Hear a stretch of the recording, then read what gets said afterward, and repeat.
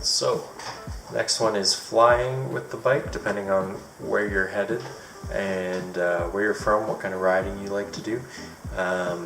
But if you just want transportation in a foreign country, you're not like a hardcore cyclist, or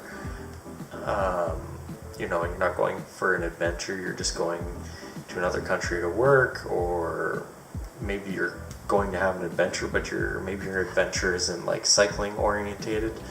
So what you want to use in that case is either one of those little foldable bikes are really cool. I suggest also maybe even a longboard, or I would go with like a single speed road bike that's geared really low for climbing hills, depending on where you like to travel, but just a nice easy gear that you can spin on flat, but still have enough of an easy gear to climb up hills and stuff like that in your traveling attire, not your cycling attire. This way, when you fly to a foreign place, you can get the bike box, build the bike up in the airport, and actually ride wherever you need to go to get picked up, or a friend's house, or your hotel, or whatever.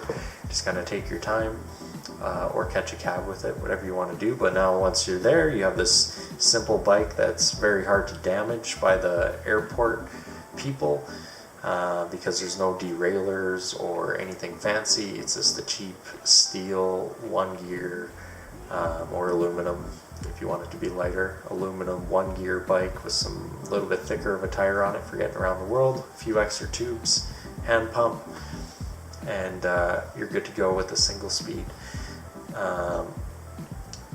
And then on the other end of the spectrum is the mountain biking. So I would do almost the exact same thing. I would go with a rigid or a hardtail mountain bike with a single speed, geared for almost like not your craziest climbs in the world, because you can obviously get off and walk some of the really steep climbs that are too tough in a single speed, but it teaches you how to keep your momentum and stuff. It's something you'd want to practice with. Or if you're going on a cycling adventure, obviously bring your entire bike. But as far as flying goes, aluminum, steel, cheaper bikes in cardboard boxes, easy to put together when you get to the other end, and you're off and running. Even if it's a single speed mountain bike and you go to another country, you can still hop on it and ride it on the road to your hotel or wherever you're headed, and then you have a bike for transportation the whole time you're there. And it's super simple, cheap. You don't need to bring too many tools or anything, because you're not going to be hopefully breaking anything, and it's a simple build when you get to the other end. So we're also going to add disc brakes to this video. So disc brakes are really effective, fairly easy for travel.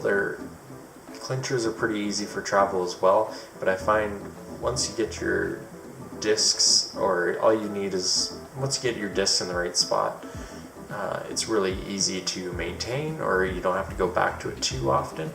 But usually most gear or most brake caliper systems are really easy to adjust, so they're easy to do on the fly. Whereas I find with the clincher type brakes, sometimes they get offset, or they get too dirty or greasy, and you always have issues with them being off to one side, and if your tire's rubbing a little bit, it wears out your pads and annoys everything. You can hear it. But on the contrary to that, disc brakes can squeak sometimes if they're not a higher quality and they get too dirty, so they can start to squeak on you. But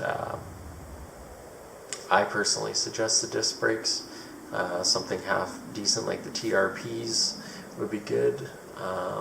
Entry level stuff like TRP would be a good one. And then it's easy to bend a disc if you need to on the go, but that's typically not the problem. You can usually just slam on the brakes and it'll straighten out most discs to a point. I suggest disc brakes with that. And flying with a bike, video done. Anyways, I hope that video was informative. Please like, comment, and subscribe down below, and we'll see you guys in the next one.